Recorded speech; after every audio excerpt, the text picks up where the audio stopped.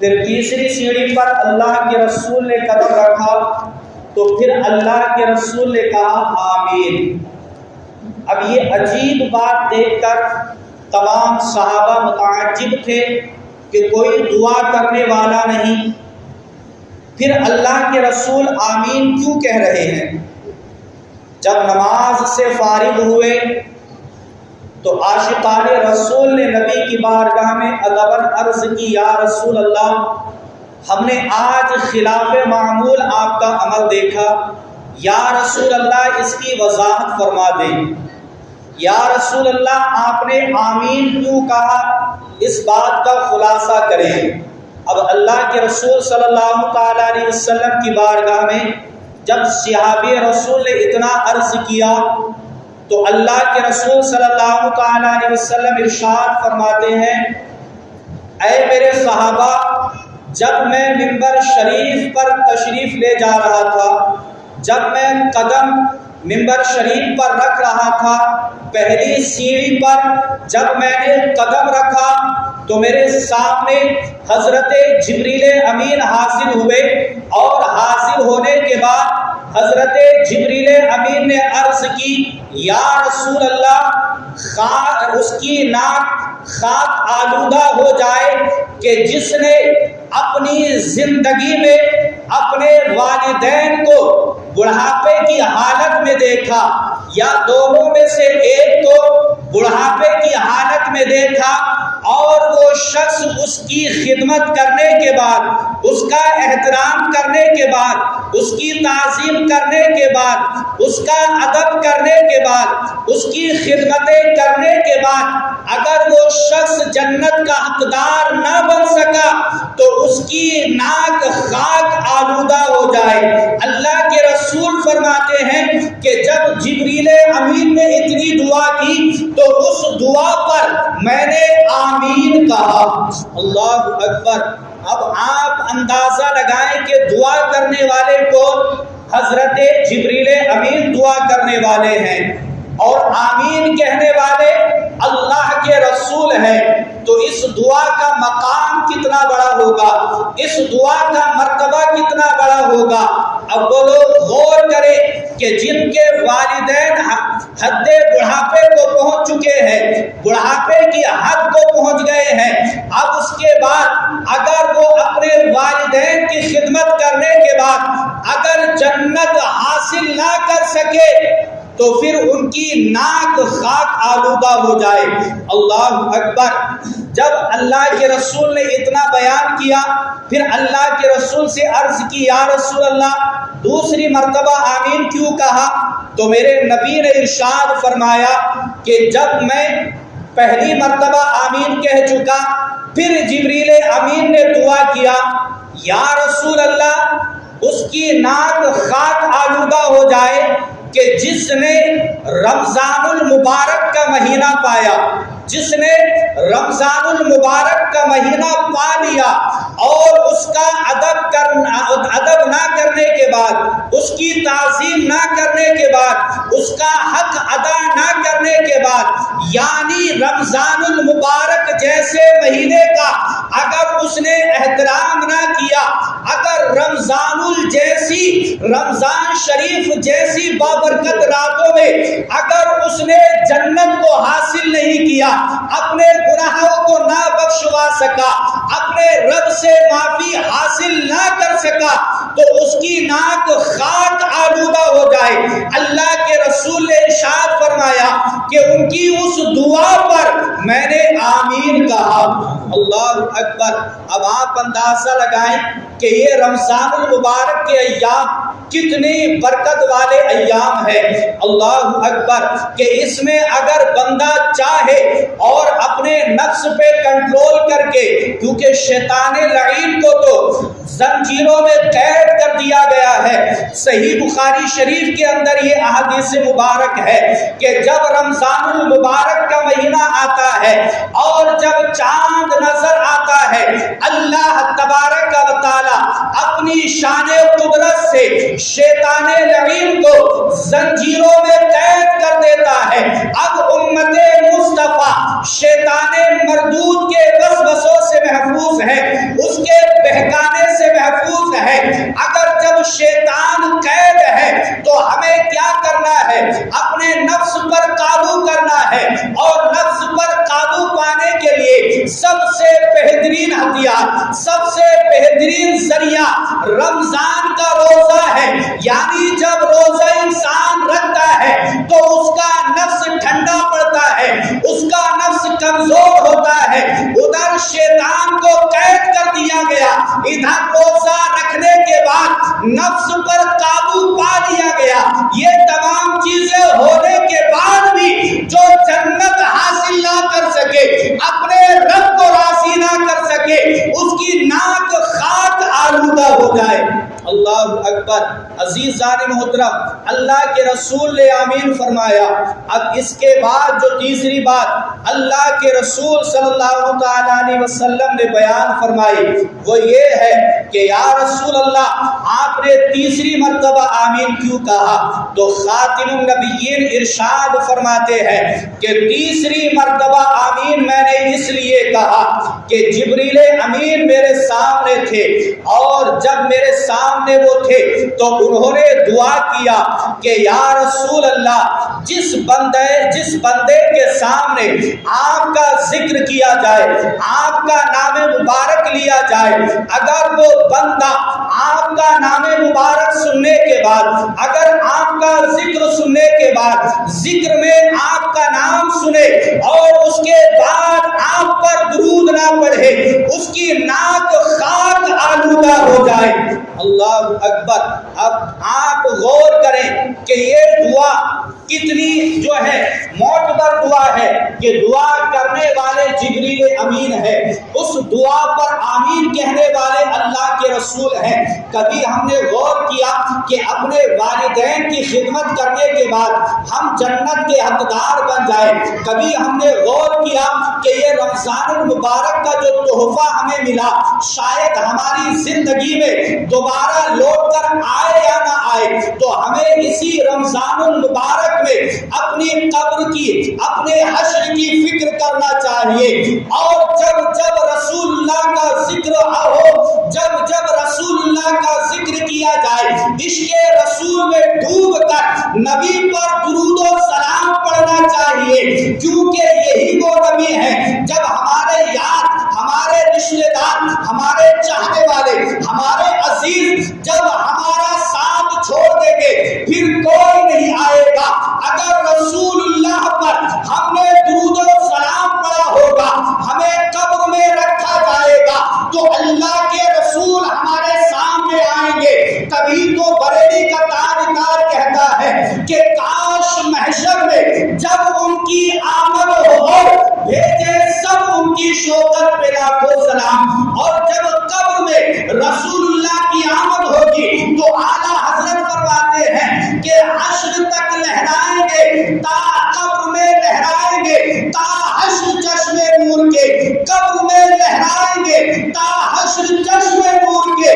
جلوہ فرما ہوگی جب طلعت رسول اللہ کی، جلوہ فرما ہوگی جب طلعت رسول اللہ کی۔ تو عزیزان ملت اسلامیہ، یہ بڑے برکت والے ایام چل رہے ہیں۔ اللہ نے بخشش کے لیے ہمیں ذریعہ دیا ہے، اللہ کی رحمت، اللہ کے رسول کی شفاعت بخشش کا بہانہ تلاش کر رہی ہے۔ ہمیں بخشش کے لیے ذرائع پیدا کرنے چاہیے، ہمیں بخشش کے لیے عبادات کرنا چاہیے، ہمیں بخشش کے لیے اللہ کو راضی کرنا چاہیے۔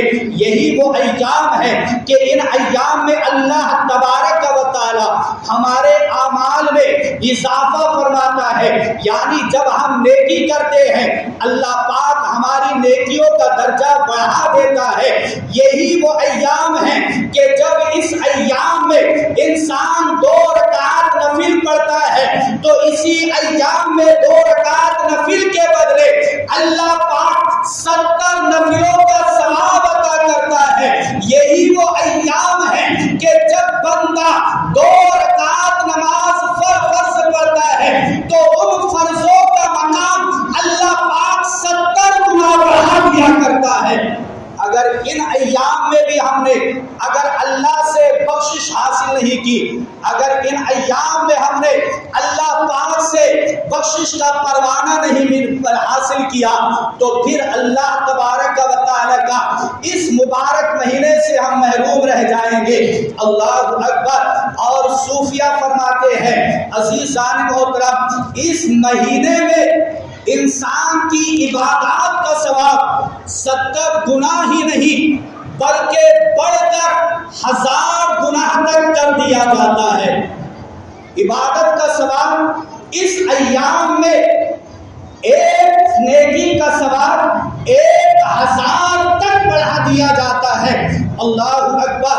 اس بات کو اللہ اکبر مسلمانوں، اس بات کو لکھنے والے حضرت سیدنا ابراہیم نخعی علیہ الرحمہ تفسیر منصوری میں لکھتے ہیں، انہوں نے اس بات کو ذکر کیا ہے کہ جب رمضان المبارک کا مہینہ آتا ہے، جب یہ مبارک مہینہ آتا ہے، اللہ تبارک و تعالی اس مہینے میں اپنے بندوں پر اتنا خاص کرم کرتا ہے کہ ایک رکعت نماز کا ثواب اللہ تبارک و تعالی اپنی شان قدرت سے اسے 1000 کے بدلے تبدیل کر دیا کرتا ہے۔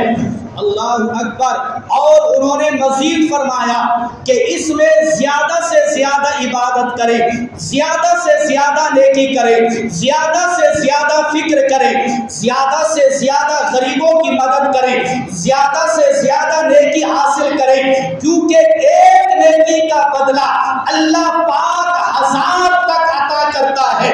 آگے فرماتے ہیں کہ اگر اور ایام میں آپ اگر اللہ کی تسبیح بیان کرتے ہیں، اللہ کا ذکر کرتے ہیں، تو ایک تسبیح پر 10 مرتبہ یا جو ہے اللہ پاک 30 مرتبہ یا 90 نیکیاں عطا کرتا ہے۔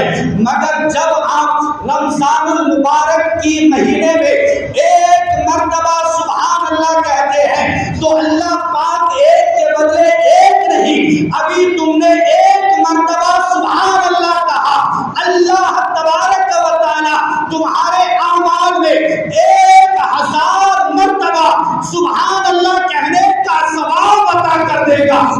ایک مرتبہ کہو گے تو 1000 مرتبہ سبحان اللہ کہنے کا ثواب تمہارے اعمال میں درج کیا جائے گا۔ اگر ایک مرتبہ الحمدللہ کہو گے 1000 کا ثواب تمہارے اعمال میں درج کیا جائے گا۔ تو ہمیں چاہیے کہ یہ رمضان المبارک کا مہینہ بڑا بابرکت مہینہ ہے، اس میں جیسا بھی ہو سکے آپ زیادہ سے زیادہ کھینچیں، زیادہ سے زیادہ مسجد کی جانب آئیں، زیادہ سے زیادہ ذکر کے لیے آئیں، زیادہ سے زیادہ عبادات کے لیے آئیں۔ کوئی یہ نہ سمجھے کہ میں اور دنوں میں مسجد میں نہیں آتا، اگر اب مسجد میں پہنچوں گا تو لوگ کیا نظریہ پیش کریں گے، لوگ کیا سمجھیں گے، لوگ کیا کہیں گے۔ اللہ اکبر۔ ایسا نہ سمجھے، بلکہ ایک اللہ کا بندہ ایسا بھی گزرا ہے جس کا نام محمد ہے۔ اللہ اکبر۔ وہ اللہ کا بندہ ایسا تھا کہ جب رمضان المبارک کا مہینہ چلا جاتا وہ مسجد میں نہیں آتا، وہ نماز کے لیے نہیں آتا۔ اب اس کا کوئی غلط مطلب نہ نکالے کہ صرف ہمیں اس بات کو گہرائی سے سمجھ کر اور جو بات سمجھانے کی کوشش کی جا رہی ہے وہیں پر آپ کو جانا ہے۔ اس کا غلط مطلب اور غلط مفہوم بالکل بھی آپ نہ نکالیں۔ تفسیر روح البیان کے اندر غالباً اس کو لکھا گیا ہے کہ محمد نامی ایک شخص جو کہ پورا سال اللہ کی عبادت کے لیے نہیں آتا، اللہ اکبر، اور جب رمضان المبارک کا مہینہ آتا تو سارے کام چھوڑتا، طہارت حاصل کرتا اور مسجد میں داخل ہو جاتا۔ مسجد میں داخل ہونے کے بعد اب اللہ کی عبادت کرتا، اللہ کا ذکر کرتا، حتیٰ کہ قضا نمازوں کو ادا کرتا، قضا نمازیں بھی وہ پڑھتا۔ کسی نے اس سے پوچھا، اے محمد ذرا یہ بتا، اور دنوں میں تو عبادت کے لیے نہیں آتا، اور دنوں میں رمضان رکھ، اور دنوں میں کوئی روزہ نہیں رکھتا، اور دنوں میں کوئی ذکر نہیں کرتا، جب رمضان شریف کا مہینہ آتا ہے تو اتنی شدت و غم کے ساتھ اللہ کا ذکر کیوں کرتا ہے؟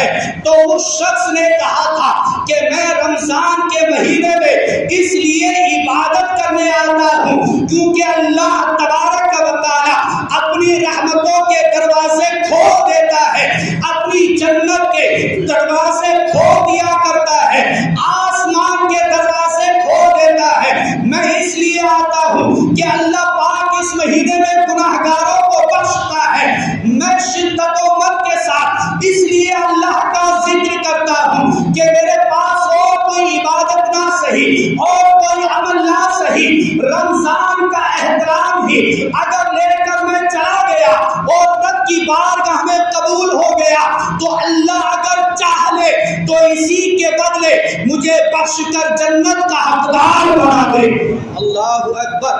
جب اس نے اتنا کہا، المختصر یہ ہے کہ جب اس کا انتقال ہوا تو اس کے کسی ساتھی نے اس سے دیکھا خواب میں، اور خواب میں دیکھ کر اس سے پوچھا ما فعلکا، اے بندے ذرا بتا، ما فعل اللہ بکا، اے بندے بتا کہ اللہ تبارک و تعالی نے تیرے ساتھ کیا معاملہ پیش کیا۔